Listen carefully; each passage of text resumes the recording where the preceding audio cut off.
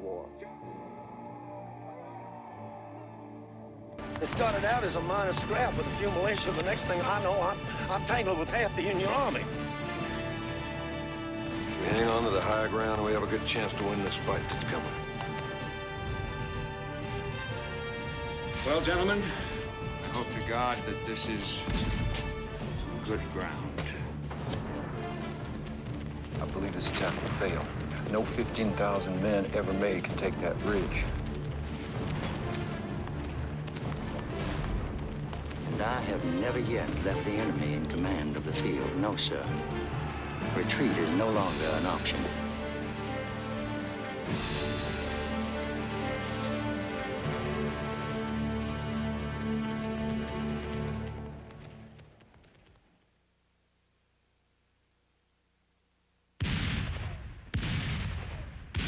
Three days. 3 days can be insignificant. They can flash through a life barely noticed as different from 3 days of any week, any month, any year. But in the summer of 1863, at Gettysburg, Pennsylvania, 3 days contained a lifetime for over 170,000 Federal and Confederate soldiers. The Battle of Gettysburg raged for 3 days, July 1st, 2nd, and 3rd, 1863. There have been no bloodier 3 days before or since in American history. The combined losses for both sides at Gettysburg numbered over 50,000.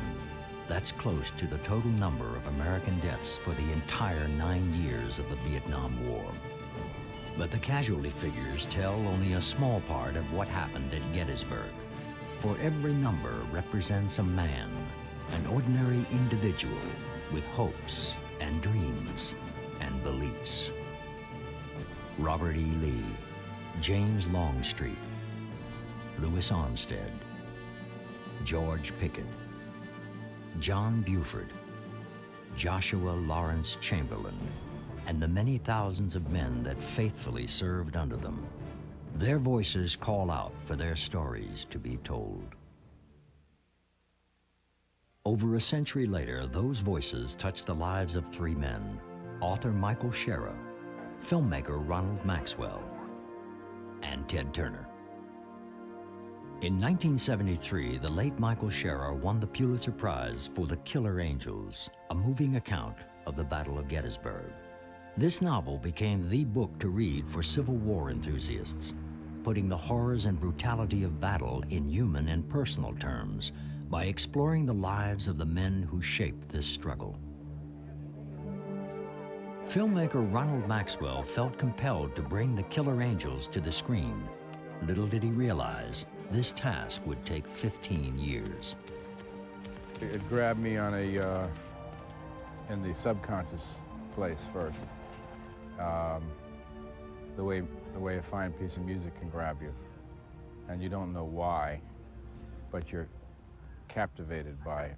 What distinguishes the experience for me from other novels I may have read over the years is that I also felt, as I was reading it, a compulsion to tell this story on film. For Maxwell and the producers, it was a task that had to be accomplished with all the honesty, integrity, and authenticity that those who gave the last full measure of devotion at Gettysburg deserve.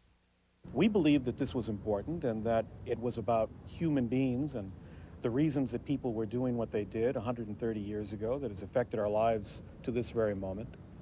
And so we committed to it. You know, we were turned down by everybody at least 4 times. Every single studio, everybody who was financing motion pictures, everybody turned us down. Nobody said they didn't like it. Some people said they even loved it, but they weren't going to invest in this very chancy period piece until a gentleman by the name of Ted Turner came along and really committed to it.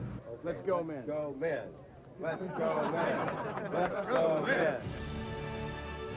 Turner Pictures committed the time and the resources to create Gettysburg, not just a dramatization, but an epic motion picture that serves as a living history to remind the world of the legacy of those 3 days.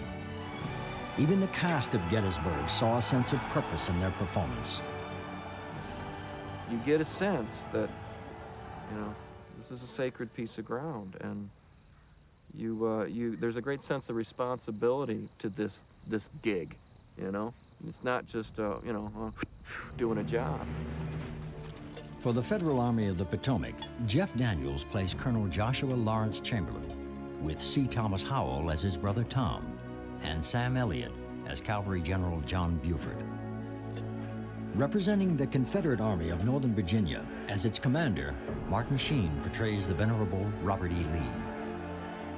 Under his command, Tom Berenger is General Longstreet. Richard Jordan is General Armstead, and Stephen Lang plays the legendary General George Pickett. This was a war about ideas. That, I think, is the most moving thing about it, that this Army of the Potomac was not to get land, it was not to get loot, and it was not to crown their own king. It was about an idea. And I think that it's worth examining again. And I somehow suspect that's why a lot of these reenactors do what it is they do, to find the validity in being an American in a way.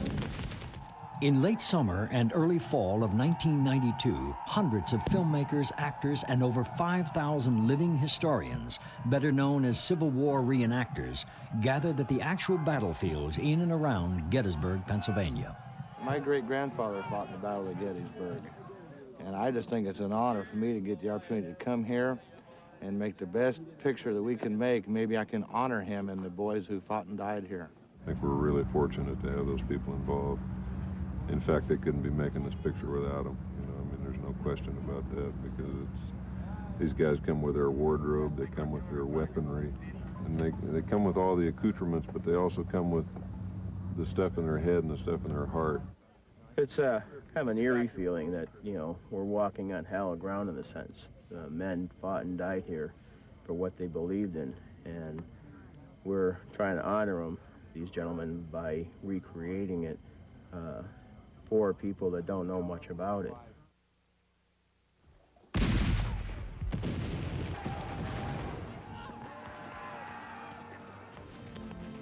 What were these men fighting for? The issue of slavery certainly fueled the conflict years before the first shots were fired at Fort Sumter.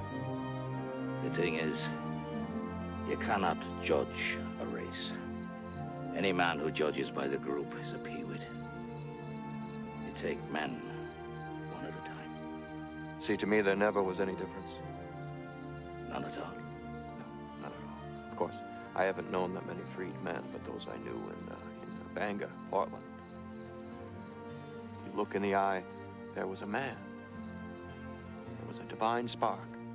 We still struggle with race as a central question of our national drama.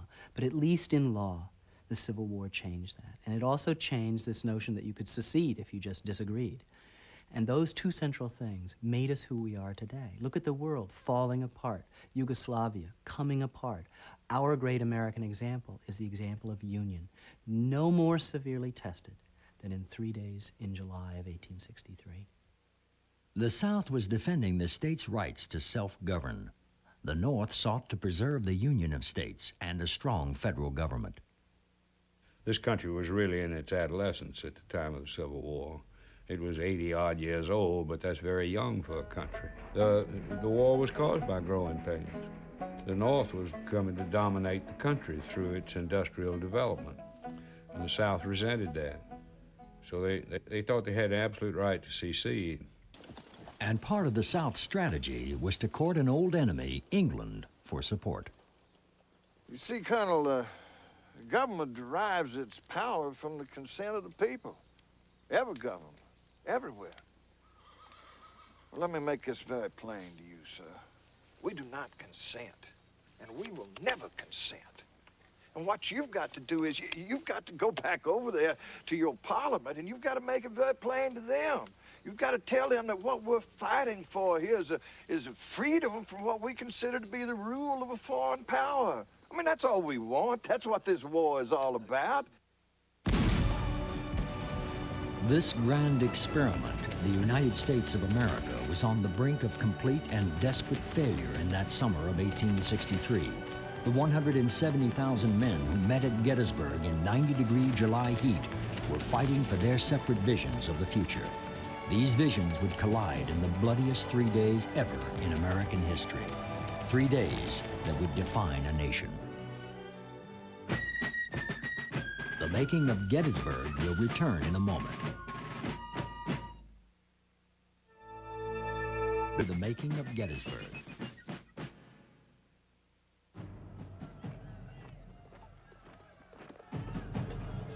By the summer of 1863, the Confederate States of America and the United States of America had been at war for over 2 grueling years. The Army of Potomac had been through some dreadful experiences. You remember they'd had 6 commanders by then, and been whipped pretty badly often, had never really won. Both armies were battle-weary, but the Confederate Army of Northern Virginia seemed to be gaining the upper hand over the Federal Army of the Potomac, thanks in large measure to its brilliant and charismatic leader, Robert E. Lee. Hooker's been replaced. George Meade's the new commander. Harrison read it in the Yankee papers. George Meade, Pennsylvania man. Meade would be cautious, I think. Take him some time to get organized. Perhaps we should move more swiftly. There may be an opportunity here. Yes, sir. He was able to snatch victory from the jaws of defeat time and time again in the face of overwhelming numbers on the Union side, and to do it with a kind of dramatic flourish that made him legend not only in the South, but in the North as well. Well, I understand that he was a very gentle man and a deeply spiritual man, but he had about 70,000 men at his command in the Army of Northern Virginia, and he committed a great many of them into battle, and most of them lost their lives. So all this had a profound effect on him. Duty to him was the highest commitment that a human being could make, and you could do no more than that, and you should not do any less, was his motto. General James Longstreet was Lee's second-in-command, the officer he trusted and respected most. First and foremost, he is a soldier. I mean, you know, professional life for soldier. He was 40 years old, a major in the U.S. Army when this all started. He also was had been involved as a quartermaster, ordnance, infantry, cavalry, staff officer. He'd done about everything, and he knew enough about artillery. And he was extremely scientific about it. Meade's closing fast. It could be he's thinking of swinging around behind us. Behind, in front, the direction does not matter. We will fight him wherever he is. Probably got old Abe Lincoln on his back, trying to throw us out of Pennsylvania. We may have an opportunity here. I agree. Our objective was to get their army out of Virginia into the open. Now, they are in the open. I maintain Longstreet is about as Southern as you can get, but he doesn't conform to the romantic view of a Southerner. He was slightly deaf, which made him appear somewhat stolid at times. His wife and children died of fever early in the war. He remarried, but he had that terrible loss. As I say, Longstreet to me is completely admirable as a soldier. He knew what could be done, he knew what could not be done. General Hill wishes to inform you that he is going to Gettysburg this morning with his lead division, General Heath. For what purpose? He advises me that there is a supply of shoes in the town, and he intends to requisition some footgear. General Hill knows I want no fight till this army is concentrated. General Hill expects no opposition except for some local militia with shotguns and such. Very well. Though the town of Gettysburg had no strategic significance, it was a convenient source of supplies for Lee's advancing army. Lee, unaware that the Federal Army was on a parallel course with his Confederates north towards Gettysburg, approved an expedition into the town. This led to an unexpected encounter with Federal General John Buford's lone cavalry advance. In war, there are many things are accidents. Napoleon said when two groups of men get lined up opposing each other, a dogfight can start a battle. You know what's gonna happen here in the morning? Sir. The damn rebel army's gonna be here. They'll move through this town, occupy these hills on the other side, and our people get here, Lee will have the high ground, and there'll be the devil to pay. The high ground. I think one of the things that really intrigued me about playing this character was that Buford as I'm told and as I've read, was and still is considered kind of one of the unsung heroes of the Civil War. He, in fact, picked this ground that they fought this battle on. The Army of Potomac had one great advantage. They were fighting on their home ground, an advantage the Southerners had had through most of the war leading up to that. One Confederate said, "I believe the damn Yankees shoot straighter in the North than they do when they're down south." After the fierce fighting of the first day, July 1st, both armies knew, like it or not, that a significant confrontation would take place at Gettysburg. What are you thinking, General? Maybe we should not have fought here? I know that, but we have prevailed. The men have prevailed. Yes, sir, they have always done that. But in the morning, we may be outnumbered and they'll be entrenched on the high ground. General, you know as well as I, we have never concerned ourselves with being outnumbered. That is true, sir. You are right. But if we move south to Washington, they have to pursue us, and then we can fight on ground of our choosing. But the enemy is here. We did not want the fight, but the fight is here. How can I ask this army to retreat in the face of what they have done this day? While the Confederates drove the Federals out of town, Lee's Second Corps commander, General Richard Ewell, made a tactical error that would soon prove fatal. His forces failed to take the high ground beyond Gettysburg, much to Lee's and General Isaac Tremble's frustration. We could have taken that hill. God in his wisdom knows we should have taken it. There was no one there at all, and it commanded the town. We could have done it, sir. A blind man should have seen it. Now they're working up there. You can hear the axes of the Federal troops. So in the morning, many a good boy will die taking that hill. The American Civil War was, in many ways, the first modern war. Unfortunately for the average infantryman, advances in weaponry far outpaced advances in the tactical use of the foot soldier. The reason for the large casualties in Civil War battles is that the weapons were ahead of the tactics. The rifle musket had an effective range of a couple of hundred yards, very effective range. But when they got these new weapons, they kept the old tactics. And the worst thing they did was they believed that to mash your fire against an opponent, you had to mash your men. So you advanced shoulder to shoulder across an open field against this deadly fire. The people had heart, and you just don't realize it until you get out on the field and actually participate, wheel one of these guns around, and then figure they had to load and unload these things by hand, put them over stone walls, over fences, and then after you shoot one, and have actually shot one live, you can imagine the people walking into them and not running. I'm just walking into a gun knowing what it's going to do to you. This is a 12-pound Napoleon. It's a solid bronze gun. It shoots with 2.5 pounds of powder at a 10-degree elevation. It'll shoot 1.5 miles. This was a favorite gun of the Confederacy. General Lee liked these guns better than anything. This is a smooth bore. If you notice, the bore is smooth. It's not rifled. It shoots a round ball. That way you have several different types of balls you can shoot. You can shoot a solid shot, you can shoot an exploding ball that'll explode over troops, or you can shoot a canister, which basically looks like a tomato can full of balls. It works like a giant shotgun, it was devastating on troops. While the artillery reenactors lent their historical expertise to the making of Gettysburg, special effects coordinator Matt Vogel and his team contributed their own style of fireworks. When I sit back and design where the bombs are going within the frame, I'm looking at the colors of the bombs, where they're crossing. It's just to create more of a chaotic movement behind the men who are doing their own chaotic movement, because the Battle of Gettysburg really calls for it to fill the frame up with a lot of action. So the effects and the stunts are always the icing on the cake. Adding to the chaos on one particular day of filming, an extraordinary 40 artillery crews gave of their time and skills. A full battalion firing is something maybe a couple times in a lifetime you may actually get to go and see something like that. And we experienced it 4 times this afternoon. To have this many guns all go up at once, so that was outstanding. And you know, the emotion and the troops coming through and getting involved, it was exciting.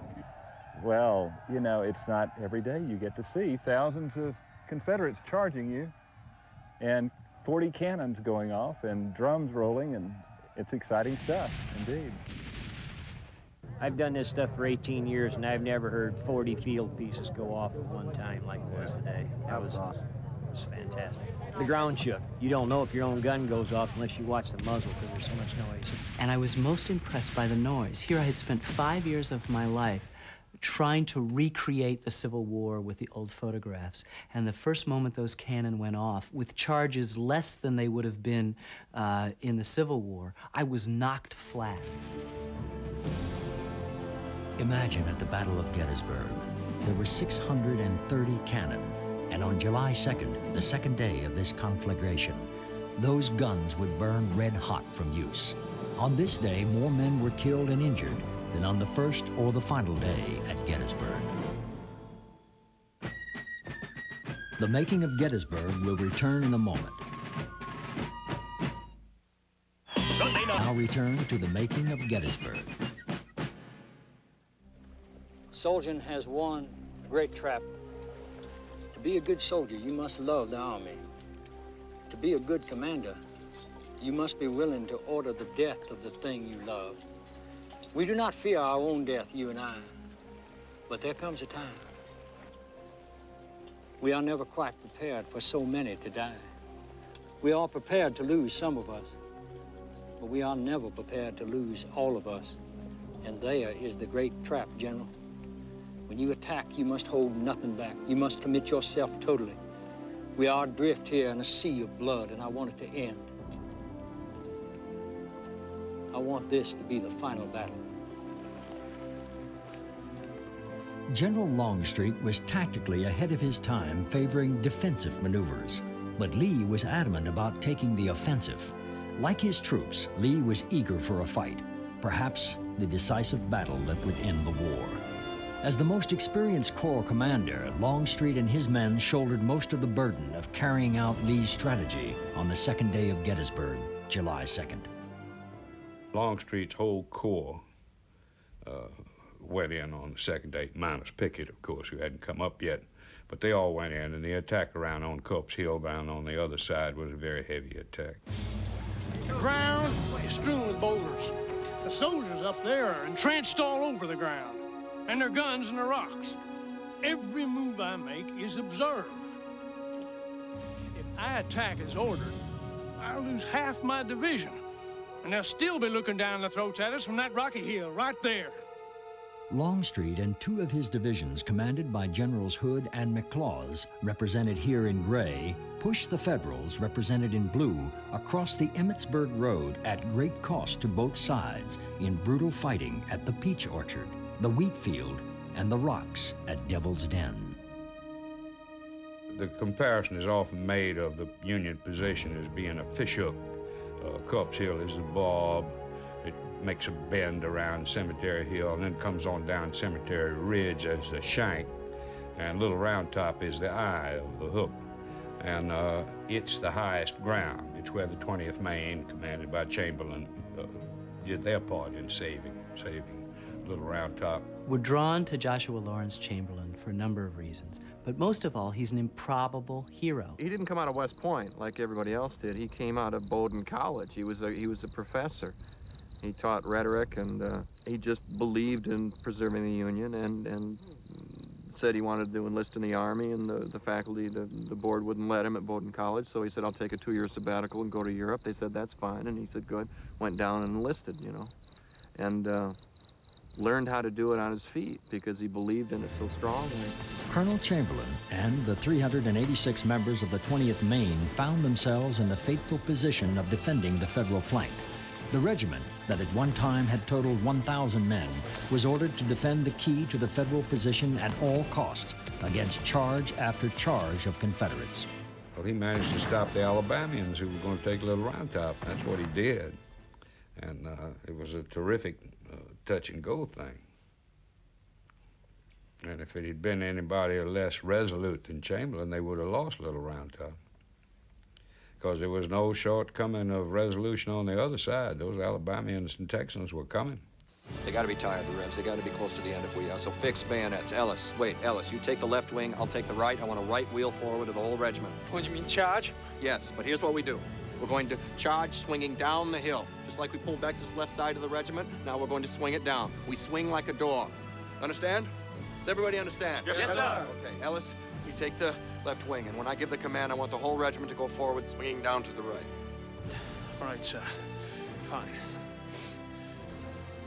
Move.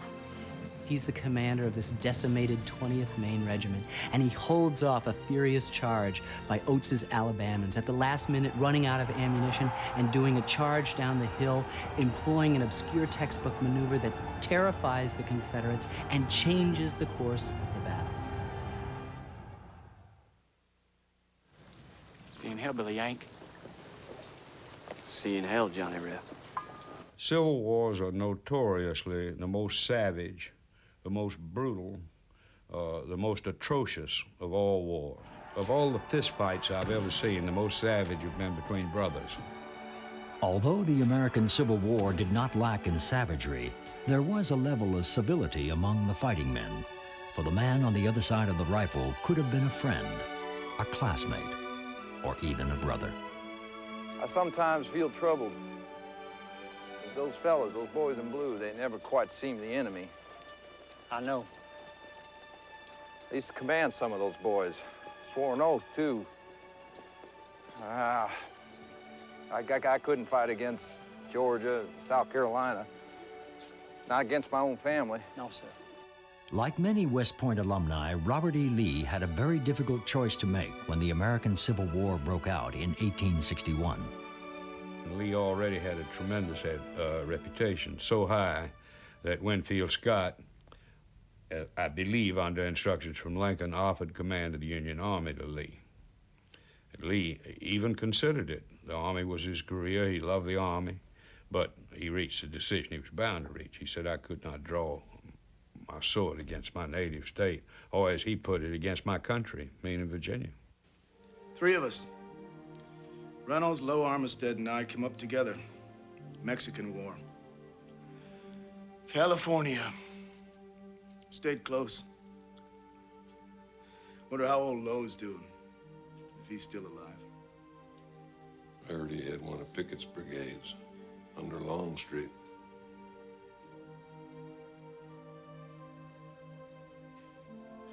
Just across the ridge, eh? I'd like to see him again, but not here, not like this. Well, maybe after the war, eh? Winfield Scott Hancock is very good friends with Lewis Armistead, who is one of the Confederate officers who makes it up and over the stone wall at the copse of trees and is then fatally wounded. And it is their friendship, the arc between these two people, between these two men, between these two soldiers, between these two sides, that characterizes an aspect of the Civil War that allows us to draw it into our hearts.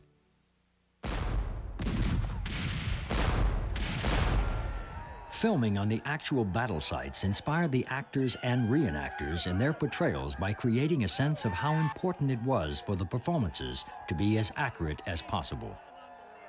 We did one scene up on Houck's Ridge near Devil's Den. And as I was placing guys in the scene, I was thinking, well, I should tell them kind of what it was like there. And I thought, I don't have to tell them because we're standing on the same exact piece of ground. They're going to slip on the same stones. They're going to fall. They're going to have the same problems getting up the hill that those guys had. The events that took place here were so amazing. And you read about it and you study about it. And then you go around and look at these spots. And I get emotional about it at times, you know. And yesterday, with the first day of Pickett's charge up on that hill, the drum and bugle corps was playing, and all those people were there. It was just, I had a, emotional moment with it. It was great. The National Park Service being able to allow this to happen after 129 years, I know it's sacred ground, and it's just a lot of honor to be able to be here. In addition, cast and crew felt the overwhelming responsibility to create a film that is authentic down to the smallest detail. We had everything made for all our actors. for all our extras. They're not costumes, they're clothing. They're really historic, replicated clothing. We didn't have a tobacco pouch for Buford on hand. We had it at the truck. They wanted it right then, and we just went to a reenactor, okay. And that's the tobacco pouch he uses. Yeah, well, reenactors is the best prop men you're going to find because they have everything sitting there waiting to go. And they're more than happy to have it on screen. All you have to do is ask. The amount of really devoted research that they've put into this and detail. I mean, they've wanted to make sure that we had as much information and took as much time as we could with the characters so that we got them right. By the time they get you in this wig, in these mustache, the costume, the horses, the cannons, it's impossible to not be good. And that sounds dumb, but you're so dressed up, you're so in the moment, it's real, you know, and it throws you back. You hear all these actors and reenactors speaking with dialect, staying character. It's truly amazing to watch the whole production and all the pieces fall into place.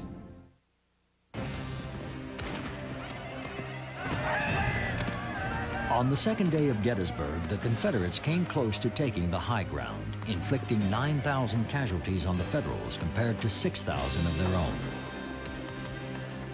But when Lee really got going on this thing, his hopes were very high. And his hopes were heightened by the great success he had on the first day's battle and the near success he had on the second day's battle. So he thought he was going to crown it on the third day. And that's what led him. It's as if the fates were plotting against him. It's as if, the stars in their courses fought against him.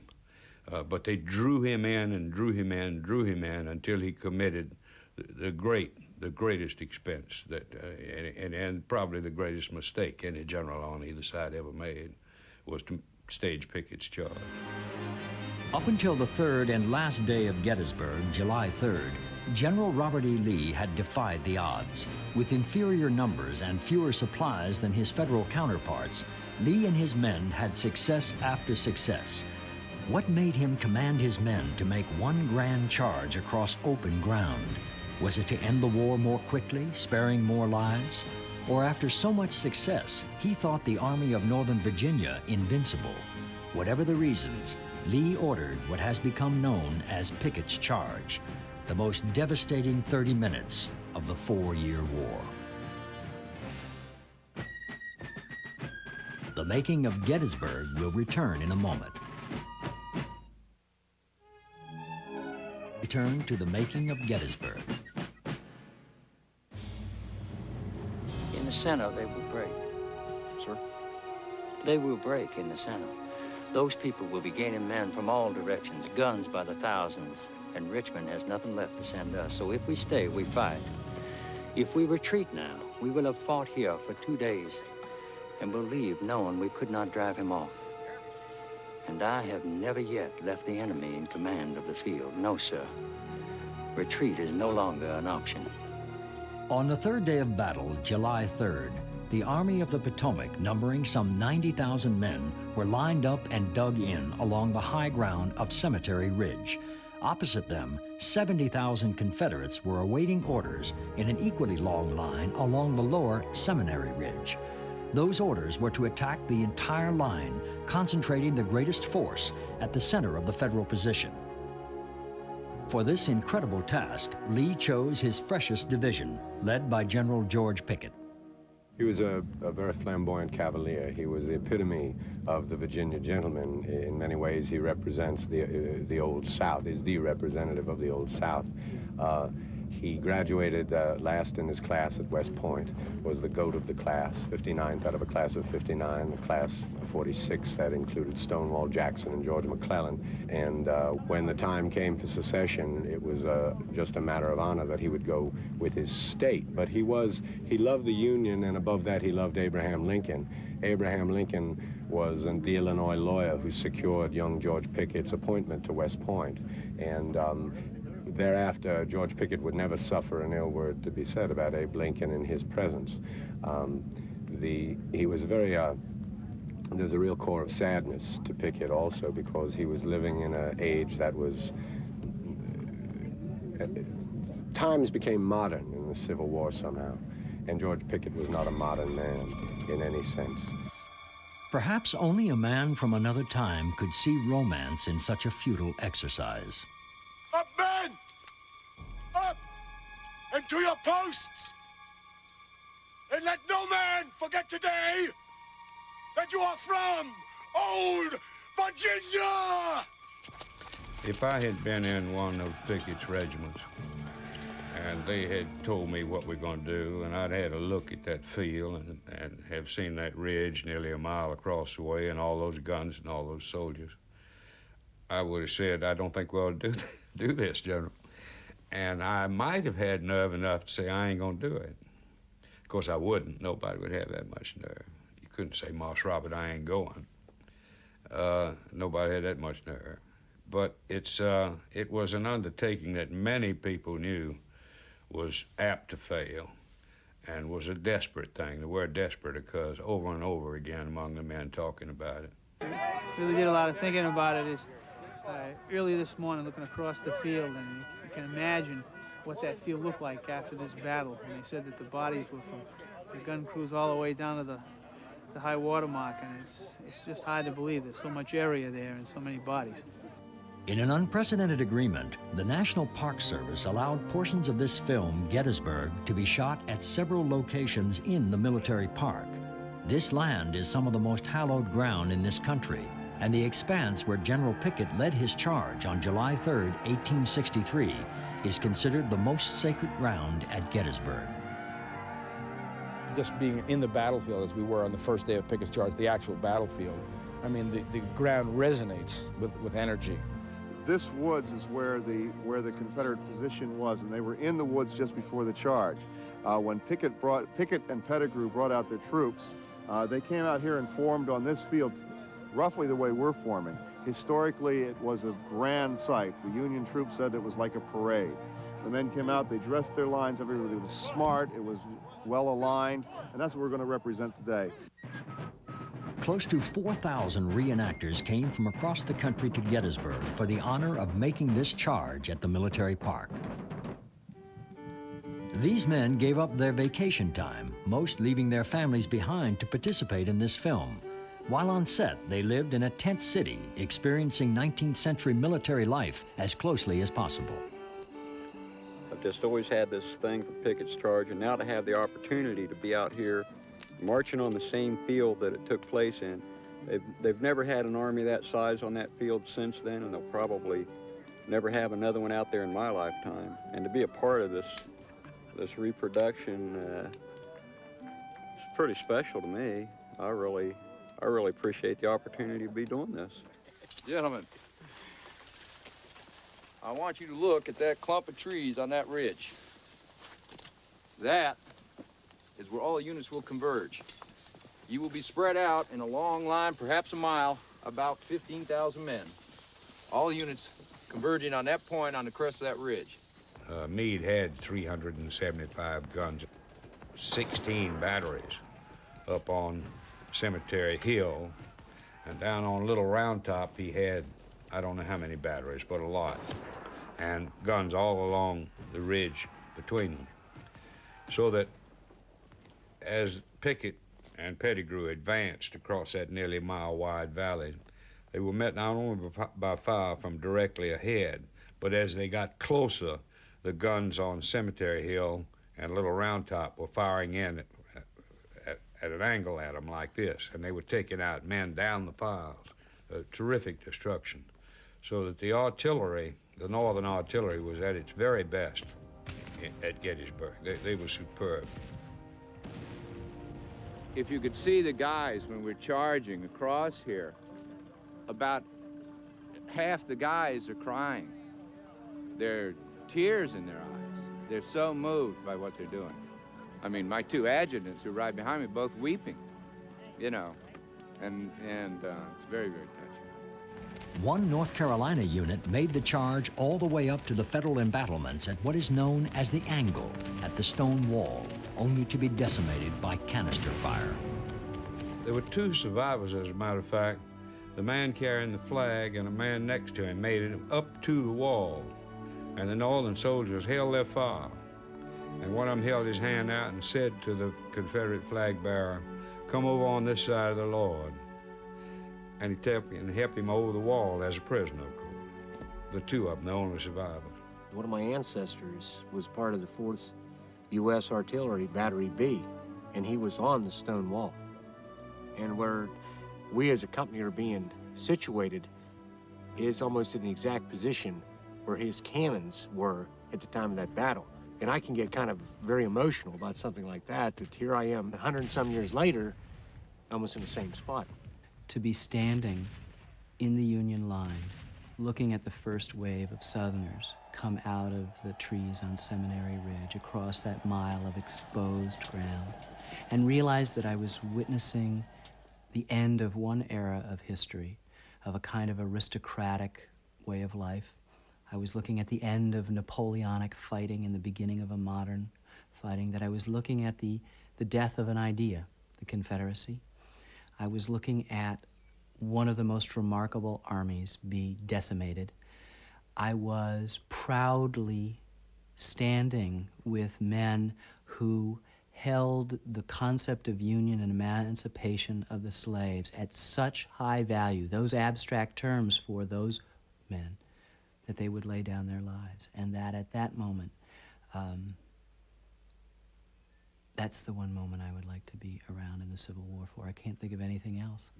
Nobody criticizes Pickett's action during the charge. He was very much out there.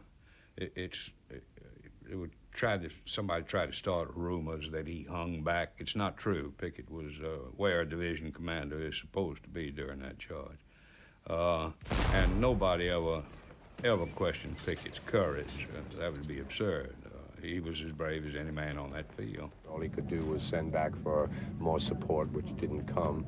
And I think that when he saw his troops shattered, that his heart broke, and he did turn and leave rather than ordering a retreat. And that's a failure on his part. It did not change the outcome of the day. General Pickett, sir, you must look to your division.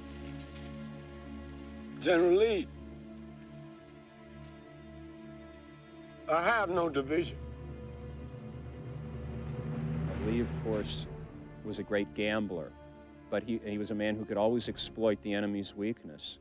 But at this battle, the position that the Union troops, almost by circumstance, found themselves in was a very strong position. It was a position they couldn't be very easily pried out of. So the only way to defeat them was to essentially break them, to break through their line. That's what Pickett's charge was all about, and it failed. It's not that Lee was out-generaled. I think he had a combination of bad luck and just unfortunate circumstances. Retreating, in the case of Pickett's charge, was simply seeing the impossibility of something falling back. There were a lot of men, it makes me almost want to cry for them. A lot of men on that retreat didn't want to get shot in the back, so they turned around and retreated backward. So if they got killed, it would be from the front. They had an innocence that's wonderful. The making of Gettysburg will return in a moment. For the conclusion of the making of Gettysburg. The 3 days known as the Battle of Gettysburg may have been over, but the business of war continued. For the Confederates, there was a retreat to be made, hampered by a wagon train of suffering wounded, 17 miles long. For the Union, Commanding General George Meade chose not to press Robert E. Lee and his retreating army, who were dug in and ready for a fight along the banks of the flooded Potomac River. And Lincoln was going half crazy for Meade not attacking Lee in position there on the Potomac with a raging river behind him. And Meade later said, "We've driven the invaders from our soil." And that infuriated Lincoln. He said, "When will the people understand? When will the people understand that it's all our soil?" Federal and Confederate losses at Gettysburg were almost identical, about 25,000 on each side. That's 1 out of every 4 men, 50,000 in 3 days. My only cause is victory. This war comes as a nightmare. You pick your nightmare side, you just put your head down and you win. But the Battle of Gettysburg is about more than which side won or lost, or how many died.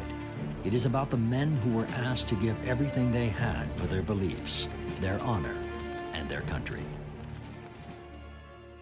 What else can we do? If they fight, we must fight with them. And does it matter after all who wins? Was that ever really the question? Well, Almighty God asked that question in the end. The Turner Pictures film Gettysburg brings to life far more than the facts and figures of the greatest battle of this nation's greatest struggle. We will charge valiantly, and be butchered valiantly. Gettysburg is about the human cost of the struggle to become one, to be truly the United States of America. It's the idea that we all have value. You and me. What we're fighting for, in the end, we're fighting for each other.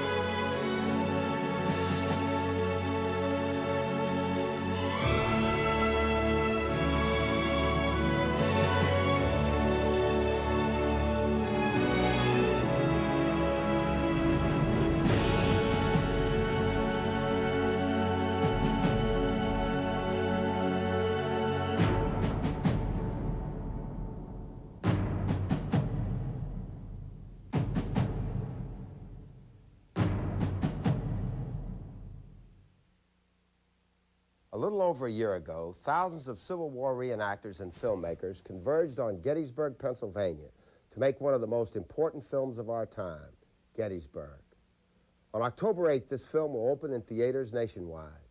I urge you to see it, to experience this nation's greatest battle and the struggles of the men who gave their all for their country. Thank you.